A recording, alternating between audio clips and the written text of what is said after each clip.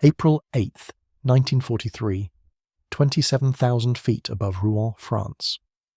Through the crystal-clear canopy of his Focke-Wulf 190A5, Oberleutnant Ralph Hermischen couldn't suppress his smirk as he watched the ungainly silhouettes climbing laboriously toward his formation. The veteran ace of Jagdgeschwader 26, just 26 years old, studied the American fighters making their combat debut over occupied Europe. The Amis have sent us flying milk bottles, he transmitted to his wingman, unable to suppress his laughter at the sight of the massive Republic P-47 Thunderbolts struggling for altitude. Below them, 16 P-47C Thunderbolts of the 4th Fighter Group lumbered upward in tight formation, their 2,000 horsepower Pratt & Whitney R2800 double Wasp engines straining against their 7-ton weight. To German pilots accustomed to the sleek Spitfires and nimble Soviet fighters, these corpulent American machines appeared almost comical. Barrel-shaped fuselages topped with greenhouse canopies, wings that seemed too small for their massive bodies, propellers that dwarfed anything in the Luftwaffe inventory. What Hermischen didn't know, what none of the German pilots circling like wolves above could have imagined, was that they were witnessing the arrival of the weapon that would systematically destroy the Luftwaffe's fighter arm. Within 18 months, these flying milk bottles would transform from objects of derision into instruments of terror, their 850 caliber Browning machine guns becoming the most feared sound in German skies. The mathematics of destruction were already loaded in those broad wings. 3,400 rounds of ammunition, a combined rate of fire of 6,000 rounds per minute, enough concentrated firepower to saw a Messerschmitt in half in less than 2 seconds. But the transformation from laughingstock to nightmare would require blood, courage, and a complete rewriting of the rules of aerial combat.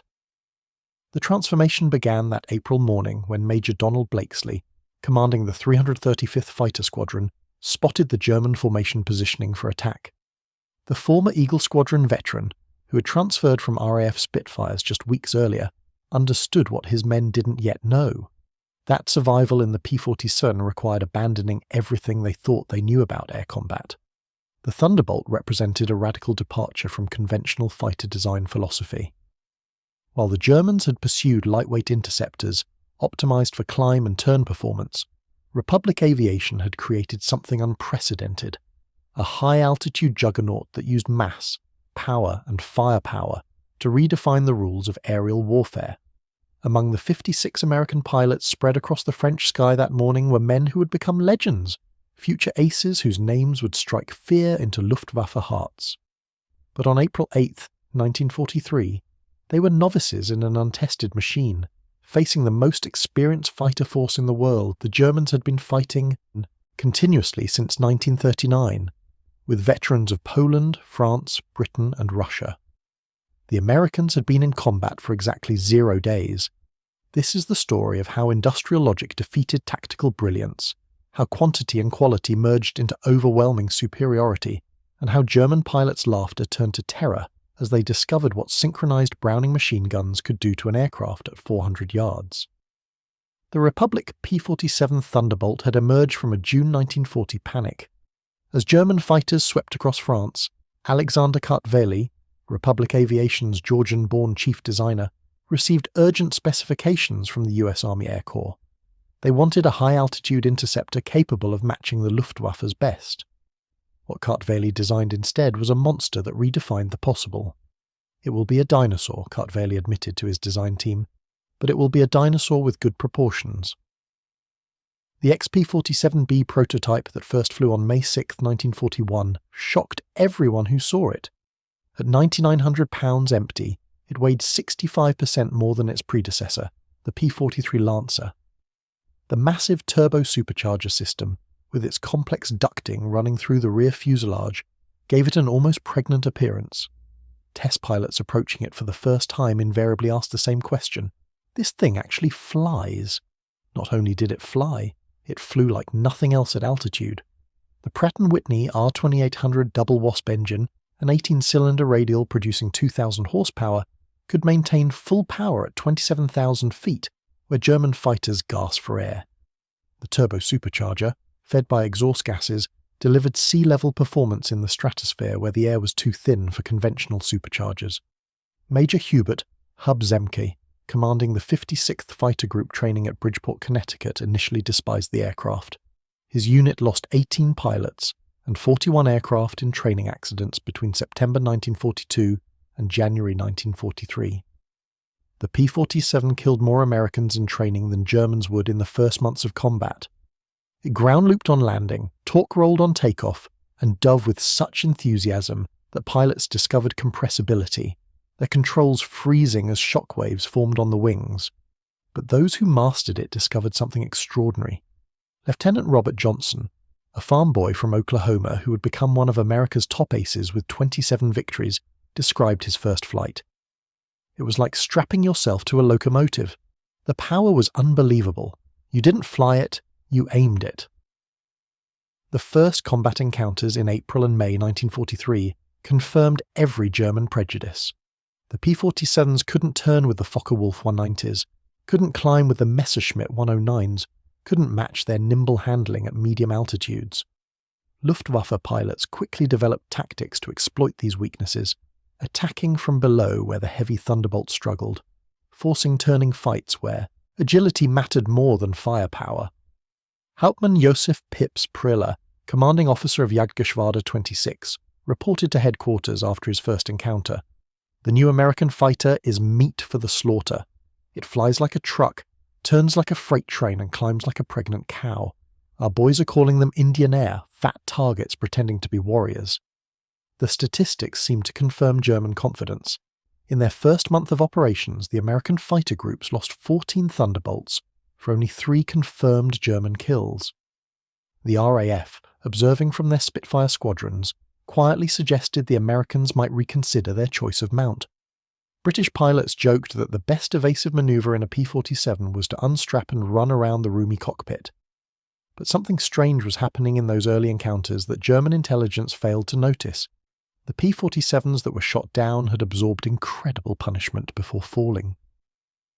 One aircraft returned from a May 4th mission with 21 cannon holes and over 100 machine gun strikes, damage that would have disintegrated a Messerschmitt or Spitfire.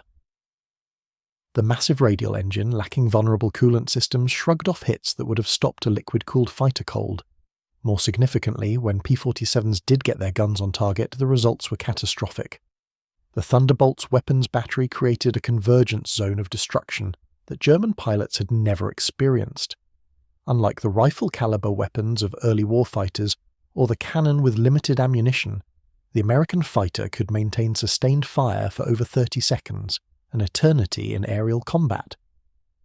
The event that would begin changing German perceptions occurred on June 26, 1943, over Le Havre, France. It involved Second Lieutenant Robert S. Johnson of the 61st Fighter Squadron, and an encounter that would become legendary on both sides of the conflict. Johnson's formation of 8 P-47s was returning from escort duty when they were bounced by 16 Focke-Wulf 190s from Jagdgeschwader 26 led by Hauptmann Wilhelm Ferdinand Galland, younger brother of the famous Adolf Galland. The Germans executed a perfect attack, diving from the sun with overwhelming speed advantage. Johnson's Thunderbolt, flying at the rear of the formation, was caught in the crossfire of multiple attackers, taking catastrophic damage in the first seconds of combat. 20 20mm cannon shells exploded across his aircraft. The canopy shattered, hydraulic fluid sprayed into the cockpit, the engine cowling was torn away, and fire erupted behind the instrument panel. Johnson, wounded in the nose and leg by shrapnel and bullet fragments, tried to bail out but discovered the canopy was jammed. A 20mm shell had exploded in the canopy track, welding it shut. He was trapped in a dying aircraft at 27,000 feet. What happened next defied every assumption about combat damage tolerance. Despite having no forward, visibility through the oil-covered windscreen, a barely functioning engine that shook violently, and controls that responded only intermittently, Johnson managed to level the aircraft and point it toward England. The P-47 continued flying with damage that would have reduced any other fighter to falling debris. Then it got worse. A lone Focke-Wulf 190, flown by an unknown pilot from Jagdgeschwader 26, discovered the crippled Thunderbolt limping toward the channel at less than 170 miles per hour. Historical research has never definitively identified this pilot, though several names have been proposed based on German combat reports from that day. What followed was one of the most extraordinary encounters in aerial warfare history. The German pilot positioned himself behind Johnson's P-47 and opened fire with his 4 20mm cannon and 2 13mm machine guns. Johnson, unable to evade, could only huddle behind his armor plate and pray. The Thunderbolt absorbed the entire cannon ammunition load. Then the German repositioned and fired again, this time with only his machine guns, the cannon ammunition exhausted. The German pilot pulled alongside, staring in disbelief at the flying wreck. Johnson could see his face clearly. Young, blonde, his expression shifting from confidence to confusion to something approaching fear. The German repositioned and emptied his remaining machine gun ammunition into the Thunderbolt. Still it flew. He pulled alongside again, shook his head in apparent amazement, gave an informal salute, and peeled away, presumably out of ammunition. Johnson's P-47 landed at Manston with its engine failing on the runway. The crew chief stopped counting bullet holes after reaching 200.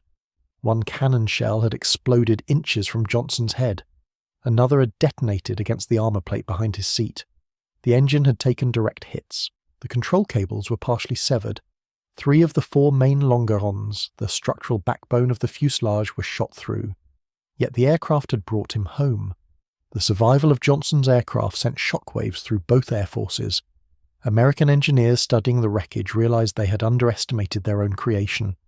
German intelligence, receiving combat reports from the 2nd Section of Jagdgeschwader 26, initially refused to believe it. No aircraft could absorb that much punishment. But testimony from multiple pilots confirmed the impossible. The Thunderbolt had taken everything the Luftwaffe's best fighter could deliver and survived. By July 1943, American pilots were learning to exploit the P-47's true strengths. Lieutenant Colonel Hubert Zemke, the 56th Fighter Group commander, had discovered the secret through brutal trial and error. Don't turn with them. Don't climb with them at low altitude. Use your weight. Use your power. Use your guns. The Thunderbolt's massive weight, initially seen as a disadvantage, became a weapon. In a dive, nothing could catch it. From 30,000 feet, a P-47 could reach 550 miles per hour, faster than any German fighter could achieve, even in a vertical dive. This speed could be converted to altitude in a zoom climb that left pursuing fighters helplessly behind. Captain Walker Bud Mahurin, who had become one of the first American aces in Europe, developed what became known as the boom and zoom tactic, though pilots called it the Thunderbolt turkey shoot. Instead of engaging in traditional dogfights, P-47 formations would climb to 30,000 feet, higher than German fighters could effectively operate. When Luftwaffe fighters appeared below, the Thunderbolts would roll inverted and dive, reaching speeds that made deflection shooting impossible for defending Germans. At the bottom of these dives, the American heavy machine guns would speak. German pilots who survived described it as facing a wall of lead, the combined firepower creating an impenetrable zone of destruction. Aircraft caught in this convergence pattern didn't just fall, they disintegrated. The true revelation of American firepower came during the August 17, 1943, dual raid on Schweinfurt and Regensburg, the deepest penetration into Germany attempted to that date.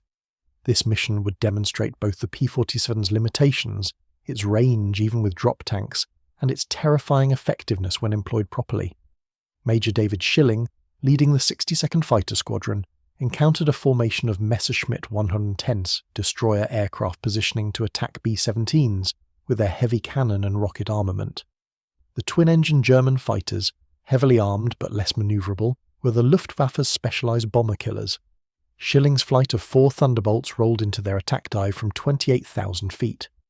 Unteroffizier Hinrich Roth, a gunner in one of the Mi-10s who survived, later recounted in a prisoner interrogation. The American fighters came down like hammers from heaven. I opened fire at 800 meters. Good hits. I saw them strike the fighter's wing. The P-47 didn't even wobble. Then he fired. The aircraft ahead of us simply came apart. Not shot down, destroyed. Wings separated from fuselage, tail severed. The crew compartment shredded into metal confetti. In 2 seconds, a Mi-110 became nothing. 8 Messerschmitt 110s were destroyed in less than a minute. The German pilots had never experienced such concentrated firepower. Each P-47 carried 425 rounds per gun, 3,400 rounds total, weighing nearly 900 pounds. At convergence distance, typically set at 300 yards, all 8 guns' ballistic paths intersected in a zone roughly 6 feet in diameter. Anything in that zone faced 150 caliber projectiles per second, each travelling at 2,900 feet per second. The ammunition itself was a revelation of American industrial capacity. While German fighters struggled with limited cannon ammunition, typically 120 to 200 rounds for a 20mm weapon, American pilots could maintain fire for over half a minute. The standard combat load, mixed armor-piercing incendiary tracer, and standard ball ammunition in patterns designed to both destroy and ignite. Lieutenant Colonel Francis "Gabby" Gabreski, who would become the top American ace in Europe with 28 victories, described the effect. "When you hit them with all 8, they don't just go down, they explode. I saw a 109 literally cut in half, the tail falling one way, the nose and wings another. The pilot never knew what hit him." By September 1943, the Luftwaffe was discovering another horrifying reality about the P-47. Its performance improved dramatically with altitude while German fighters suffered. The turbo-supercharged double Wasp engine maintained its rated power output up to 30,000 feet. German fighters, relying on single-stage or two-stage mechanical superchargers, saw their performance degrade significantly above 25,000 feet. Oberleutnant Hans Philipp, one of Germany's most successful aces with 206 victories, encountered this reality fatally on October 8, 1943.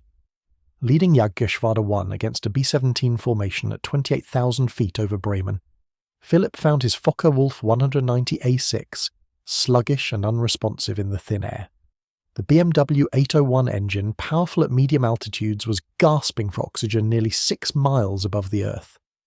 When P-47s of the 56th Fighter Group dove on his formation from 32,000 feet, the German fighters were sitting ducks.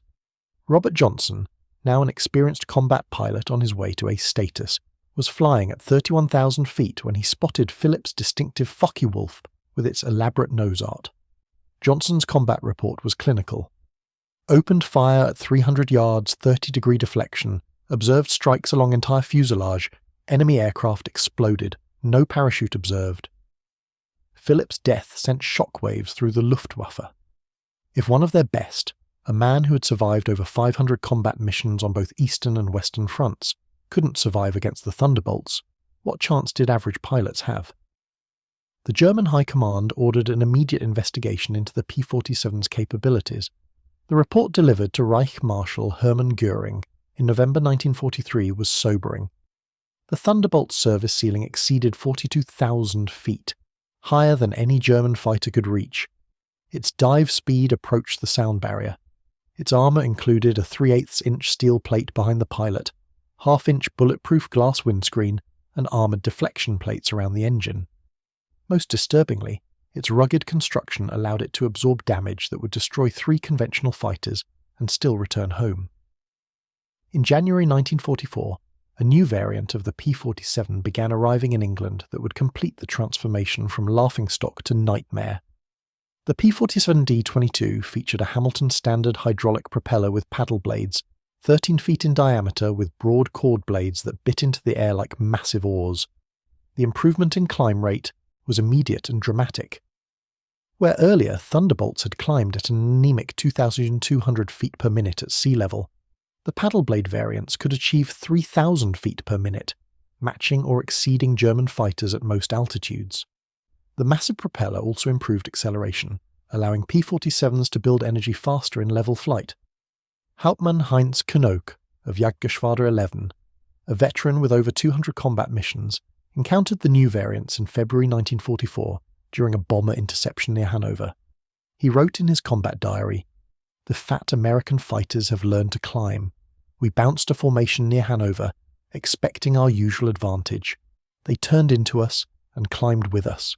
When we tried to disengage, they followed us up to 30,000 feet. Schmidt was caught and blown apart. Nothing left but smoke and fragments. These are not the same machines we laughed at last year." The paddle blade propeller did more than improve performance. It changed the sound of the Thunderbolt. The distinctive thundering roar, created by the blade tips reaching supersonic speeds, could be heard from miles away. German ground troops reported being able to identify approaching P-47s by sound alone. A deep, threatening rumble that meant death from above. They began calling it Donnerschlag, thunderclap. By March 1944, P-47s equipped with external fuel tanks could escort bombers deep into Germany. The standard configuration carried two 108-gallon wing tanks, or a 75-gallon belly tank, extending range to over 1,000 miles. With the paddle blade propeller providing improved performance even when loaded, Thunderbolts could fight on equal terms immediately after dropping tanks. The Luftwaffe's response was to concentrate on the bombers, hoping to inflict enough losses to stop the American daylight campaign. But this required flying through the P-47 escort screen, an increasingly suicidal proposition. German pilots developed a grudging respect that bordered on fear for the big American fighters. Major Günther Rau, one of Germany's top aces with 275 victories mostly on the Eastern Front, survived an encounter with P-47s on March 6, 1944 that left him badly wounded. He later recalled in a post-war interview, "We saw them above us, fat silhouettes against the sun. Someone laughed and said, 'Here come the flying pigs.'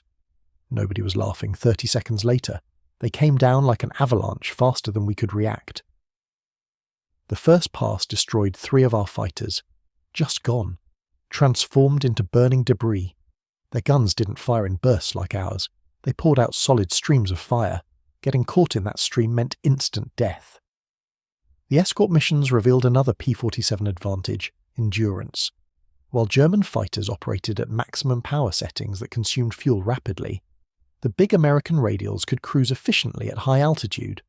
Thunderbolts could remain with the bombers for hours, rotating top cover while maintaining enough fuel for combat and return.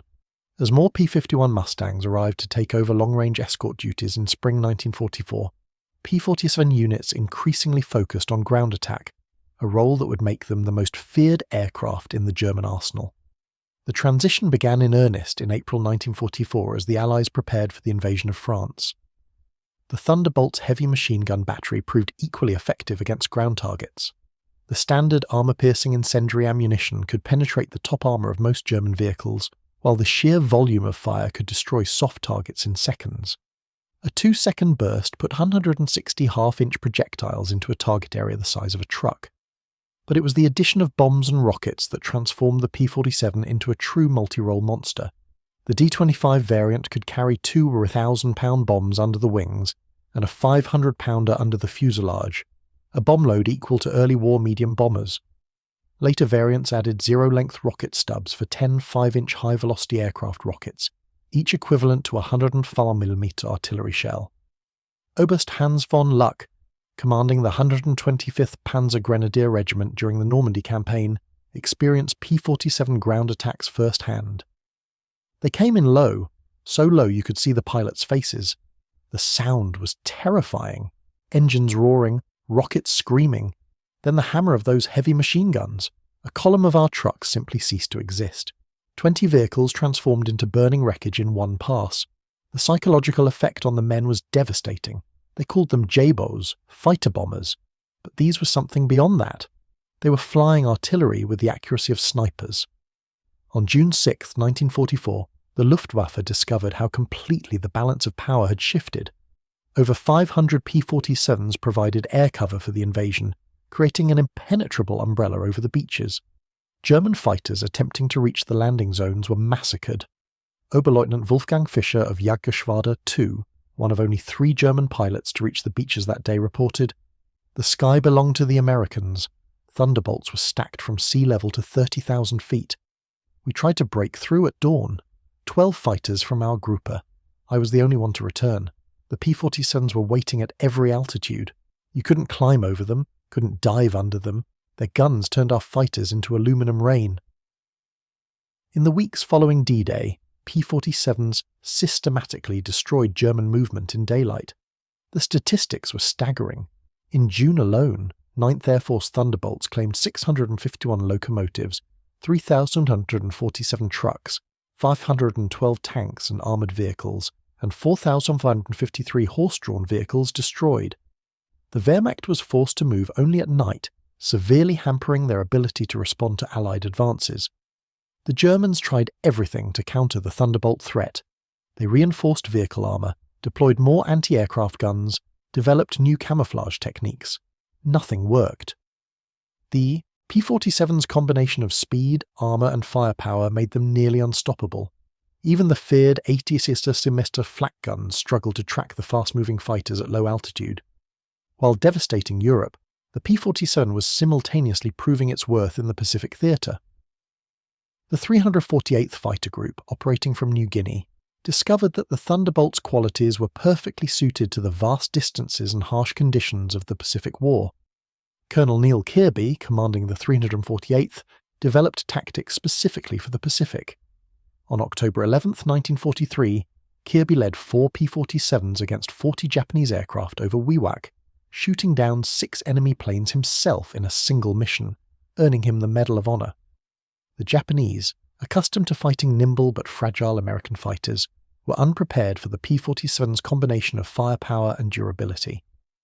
Japanese ace Saburo Sakai, who encountered P-47s over New Guinea, later wrote, "We called them monsters. Our 20mm cannon, which could destroy a P-40 with a few hits, seemed to have no effect. I put dozens of rounds into one Thunderbolt and watched it fly away. Their return fire was terrifying, streams of heavy bullets that tore aircraft apart." The P-47N, developed specifically for the Pacific, featured increased fuel capacity with wet wings holding 93 gallons each, extending range to 2,350 miles.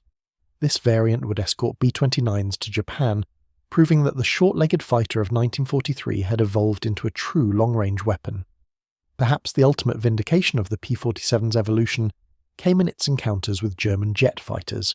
The Messerschmitt B-262er, with its 540 miles per hour top speed, should have been untouchable by propeller-driven fighters. But Thunderbolt pilots discovered they could catch jets in 2 situations: during takeoff and landing, when jets were most vulnerable, and in high-speed dives from altitude. On November 27, 1944, Lieutenant Colonel John C. Meyer of the 352nd Fighter Group became one of the first pilots to shoot down a Mi-62 with a P-47. Diving from 28,000 feet, Meyer's Thunderbolt reached speeds approaching 500 miles per hour, fast enough to catch the jet in level flight. The jet pilot, confident in his speed advantage, never saw the diving P-47 until Meyer's guns opened up at 400 yards. Meyer's combat report noted, "The enemy aircraft disintegrated under fire. Large pieces, including both engines, separated from the fuselage. The pilot did not escape. The concentrated fire of 850 caliber guns proved more effective than we anticipated against jet aircraft." By early 1945, specialized P-47M variants were deployed specifically to counter German jets and V-1 flying bombs. With water methanol injection boosting power to 2,800 horsepower and refined aerodynamics, these ultimate Thunderbolts could reach 470 miles per hour in level flight at 30,000 feet, fast enough to intercept even jets under certain conditions. Major George Bostwick, commanding the 63rd, fighter squadron equipped with P-47s shot down 2 Me-262s in March 1945. His tactical report emphasized firepower over speed. "The jets are faster, but they can't turn and they can't take punishment. One good burst from our battery and they come apart like they're made of paper. They have to slow down to attack bombers. That's when we get them." The ultimate demonstration of American industrial might came during Operation Bodenplatte, the Luftwaffe's desperate attempt to destroy Allied air power on January 1, 1945. Nearly 900 German fighters, including their best remaining pilots, launched surprise attacks on Allied airfields across Belgium and the Netherlands. At Y-34 airfield near Metz, home to the 365th Fighter Group's P-47s, the attack initially succeeded. German fighters destroyed 22 Thunderbolts on the ground, along with several other aircraft. A captured German pilot brought to the command post, pointed at the burning aircraft and taunted, "What do you think of that?" Major George Brooking's response became legendary throughout the 9th Air Force. He pointed to the flight line where ground crews were already pushing damaged aircraft aside and preparing hard stands for replacements. "By tomorrow we'll have 40 new ones. How long will it take you to replace your pilots?" The German pilot's smirk disappeared. Within 48 hours, factory-fresh P-47 D-40s filled the flight line, flown in from depots in England. The Luftwaffe lost 271 aircraft and 213 pilots in Bodenplatte, including many irreplaceable instructors and squadron leaders. These losses they could never replace. The Americans lost 134 aircraft total across all attacked airfields, all replaced within a week. The numbers told the story of inevitable defeat. Republic Aviation produced 15,683 P-47s during the war, more than any other American fighter. At peak production, the Farmingdale factory on Long Island completed one Thunderbolt every hour around the clock. The Evansville plant in Indiana, built from empty farmland in 1942, was producing 500 aircraft per month by 1944. Each P-47D required 65,000 individual parts, 8 miles of electrical wiring, 2,000 pounds of aluminum, and 300 pounds of rubber. The engine alone contained 2,400 individual components, machined to tolerances of thousandths of an inch. Yet American workers, many of them women who had never seen an aircraft before Pearl Harbor, assembled these complex machines with precision that exceeded peacetime standards. The ammunition production was equally staggering.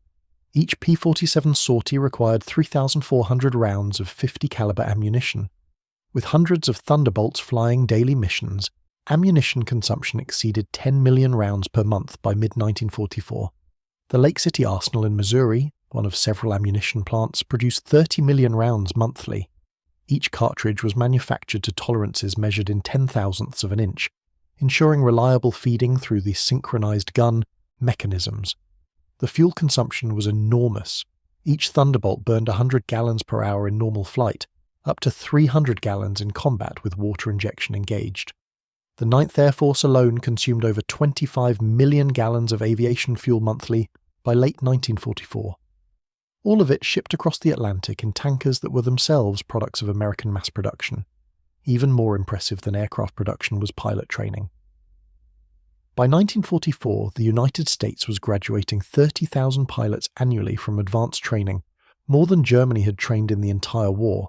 Each P-47 pilot received a minimum of 400 hours of flight training before entering combat, including 100 hours in advanced fighters.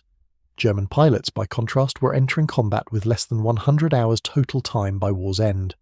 The quality showed in combat. American pilots arrived in Europe trained in formation flying, instrument navigation, gunnery, and tactics. They had practiced against captured German aircraft, understanding their enemy's capabilities and limitations. They knew their aircraft systems intimately, having studied technical manuals that German pilots never received. Lieutenant Eugene Roberts, arriving in England in September 1944, exemplified the American training advantage. I had 420 hours in my logbook, including 75 hours in the P-47. I'd fired at towed targets, practiced deflection shooting, studied gun camera film from actual combat. My first mission, I knew exactly what to do. The German pilot I faced couldn't have had half my experience. It wasn't even a fair fight. In March 1945, Oberstleutnant Joseph Priller, the same pilot who had mocked the P-47s as pregnant cows 2 years earlier, was interviewed by German propaganda officials seeking to boost morale. His statement, deemed too demoralizing for publication, revealed the complete transformation in German attitudes. The Thunderbolt is the best fighter bomber ever built. Its firepower is unprecedented. Weapons that never jam, never overheat, never run out of ammunition in normal combat. It carries bombs like a medium bomber, fires rockets like artillery, and fights like a fighter when needed. But beyond the machine is what it represents: unlimited American production. They lose 10, they build 20. We lose 1, it's gone forever. Their pilots arrive better trained than our instructors. They have fuel for training, ammunition for practice, spare parts for everything. We have nothing but courage, and courage without resources is just delayed defeat. We laughed at them in 1943. We're not laughing now. When you hear those guns, you know death has come calling. The sound haunts us. Mechanical, precise, unstoppable. Like everything American, it's about overwhelming material superiority. They didn't beat us through better tactics or braver pilots. They buried us under an avalanche of steel and lead. By April 1945, the Luftwaffe existed largely on paper. Fuel shortages grounded most. Aircraft. Experienced pilots were dead or captured. Airfields were cratered ruins.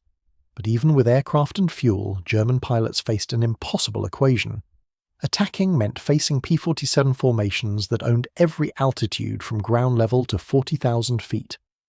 Feldwebel Klaus Brettschneider, one of the last German pilots trained in 1945, flew exactly one combat mission before the war ended. His encounter with P-47s over Leipzig lasted 12 seconds. I saw them diving from above, 4 Thunderbolts in perfect formation. I tried to turn, but they were too fast. The leader fired from 500 meters. My aircraft shook like it was hit by sledgehammers.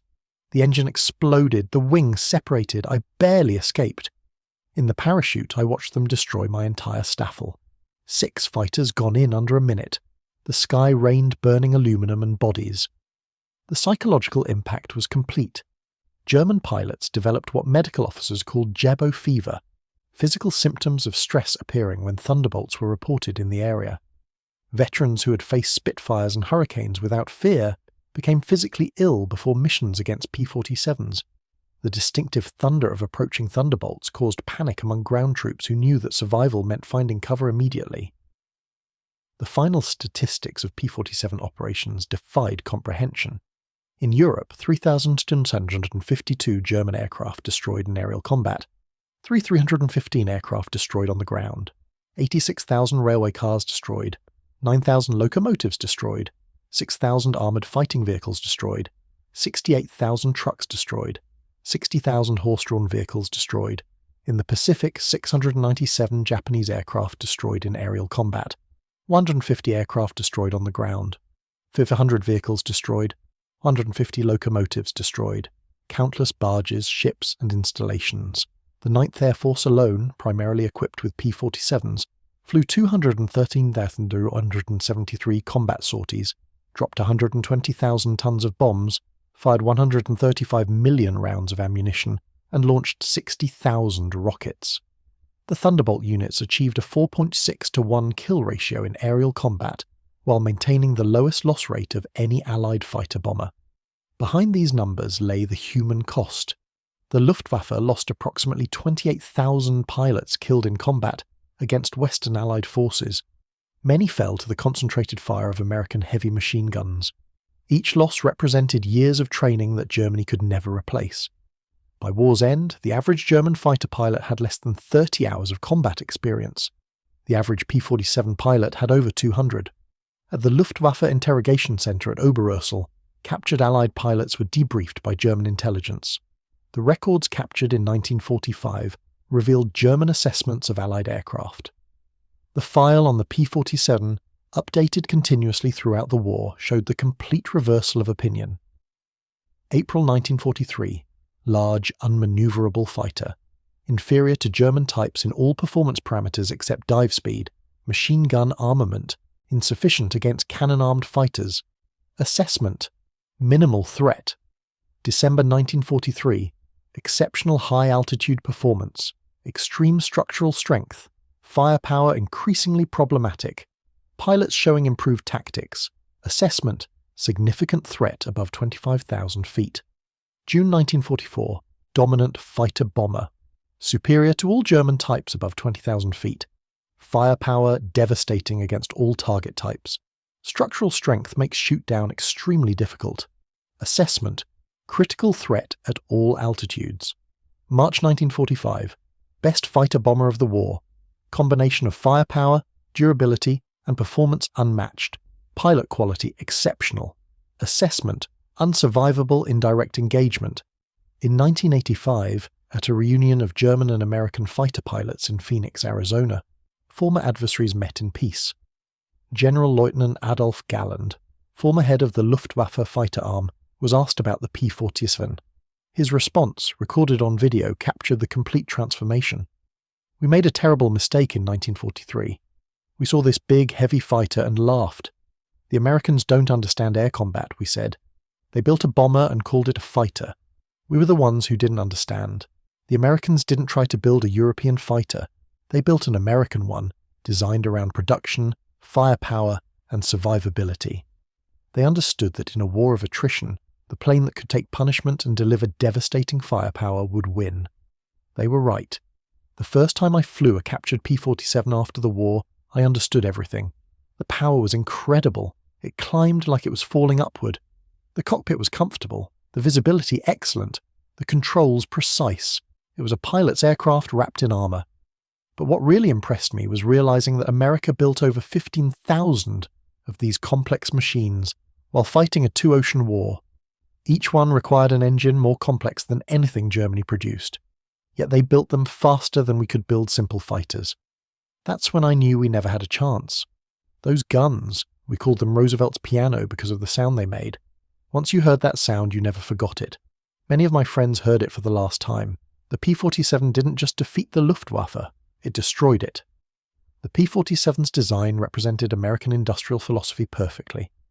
Brute force engineering backed by unlimited resources. Every component was overbuilt, overpowered, and over-engineered.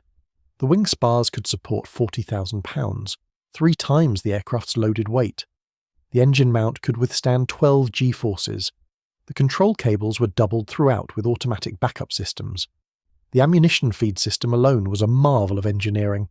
8 separate ammunition boxes, each holding 425 rounds, fed through electric boost motors to prevent jamming during high G maneuvers. The guns were electrically heated to prevent freezing at altitude. Each gun had its own charging mechanism and could be individually synchronized. The convergence was adjustable from 150 to 400 yards, allowing pilots to optimize for their preferred engagement range. Even after the war, some German veterans maintained that the P-47 won through quantity, not quality. That German fighters were technically superior but overwhelmed by numbers. The combat records tell a different story. In engagements where numbers were equal, P-47s consistently prevailed. The heavy machine gun armament, dismissed as inferior to cannon, proved more effective in actual combat. Analysis of gun camera footage revealed why. Cannon shells, while individually more destructive, required precise aim and had limited ammunition, typically 120 to 200 rounds total. The P-47's weapons created a probability cloud of bullets that guaranteed hits even with imperfect aim. At typical engagement ranges, a 2-second burst put at least 20 rounds into a fighter-sized target, enough to ensure destruction.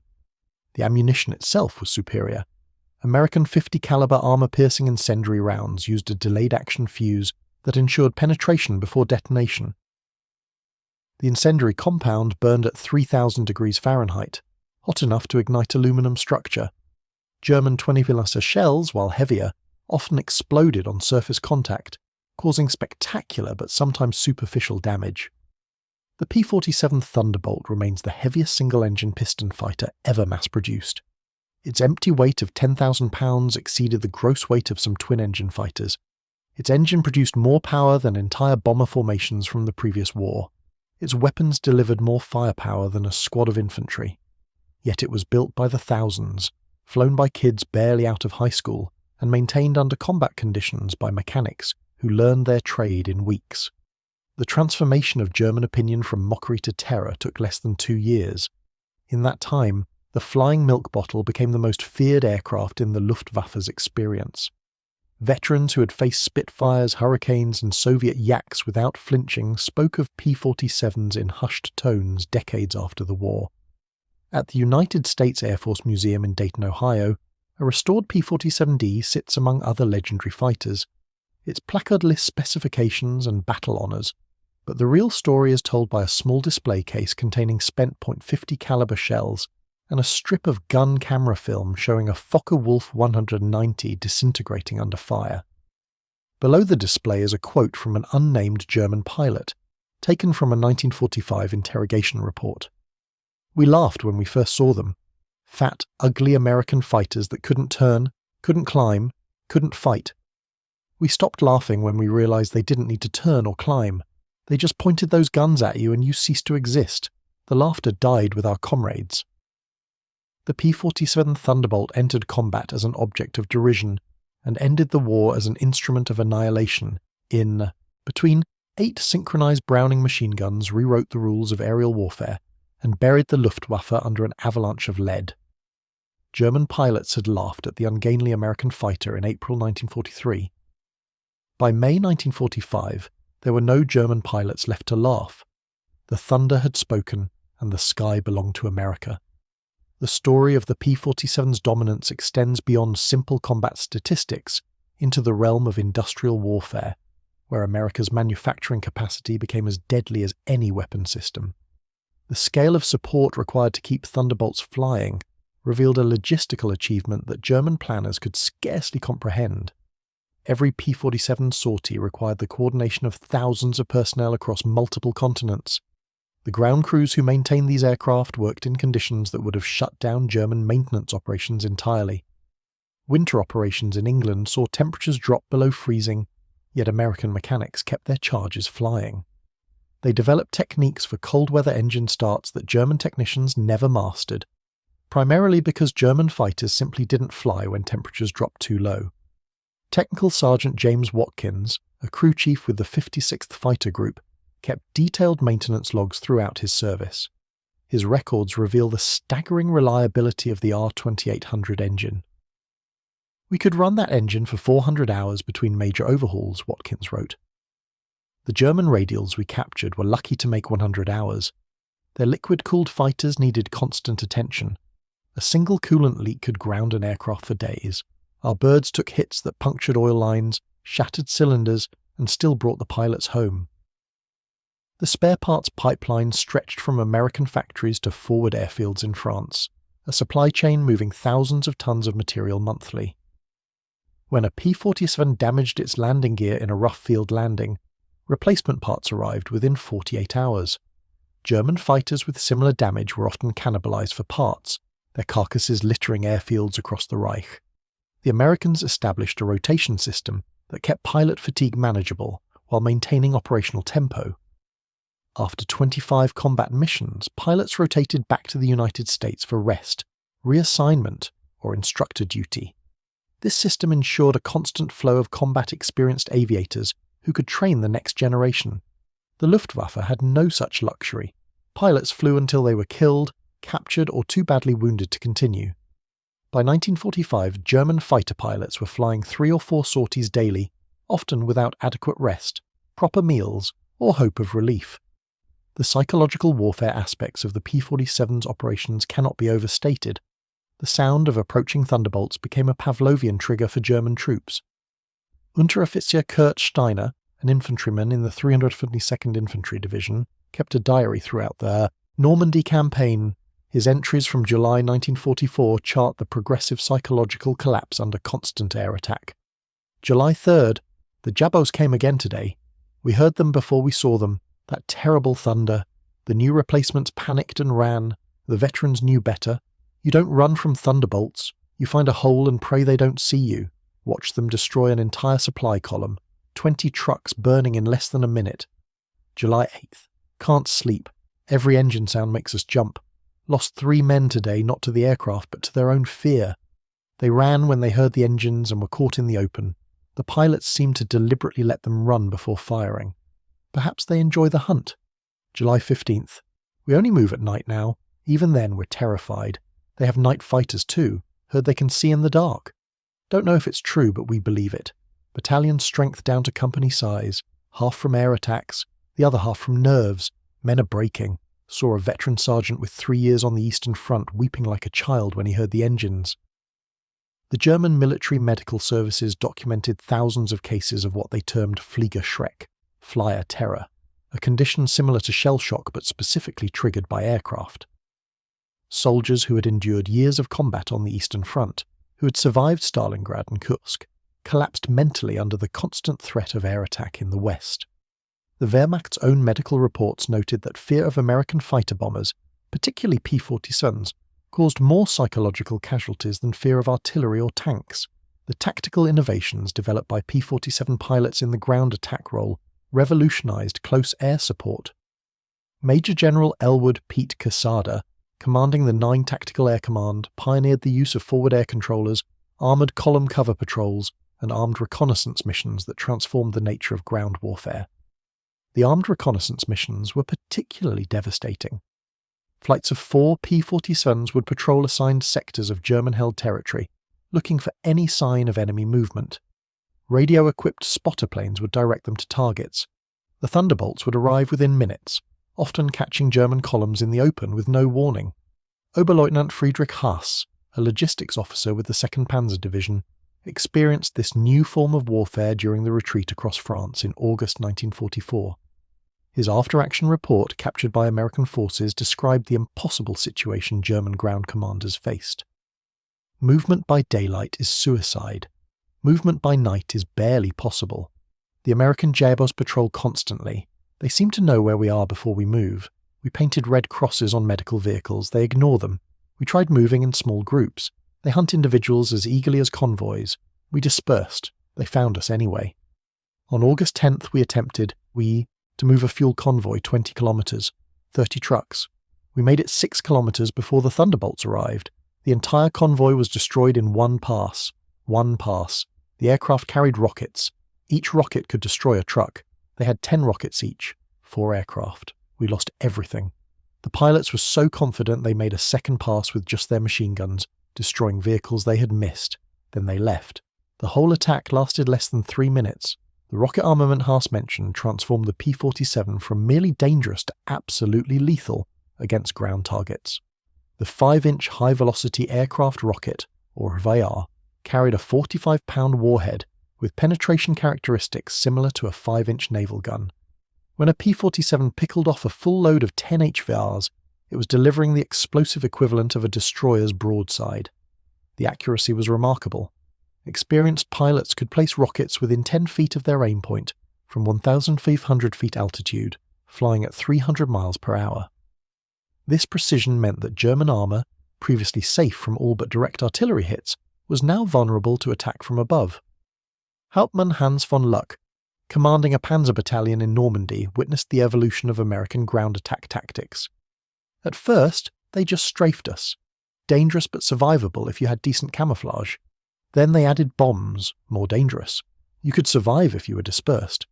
Then came the rockets. These changed everything. A tank parked under trees, invisible from above, could be destroyed by a single rocket. The Americans would have a spotter plane circle at altitude. We couldn't touch it. It would mark our positions. Then the Thunderbolts would arrive. They would fire their rockets from such range that we couldn't effectively shoot back. Our flak guns would engage but rarely hit anything. The P-47s were too fast, too armoured. Even direct hits from 20mm shells often didn't bring them down. The armour of the P-47 deserves special attention. The aircraft's protection wasn't merely thick, it was intelligently designed. Behind the pilot sat a 3/8-inch armour plate, angled to maximise effectiveness. The windscreen was half-inch bulletproof glass, optically correct to minimise distortion. The oil tank, engine accessories and vital control runs were all protected by armour baffles. But the real protection came from the aircraft's structure itself. The massive R2800 engine acted as a shield, its 2,400 individual components absorbing tremendous damage before critical systems failed. The radial configuration meant that cylinders could be shot away entirely and the engine would continue running on the remaining cylinders.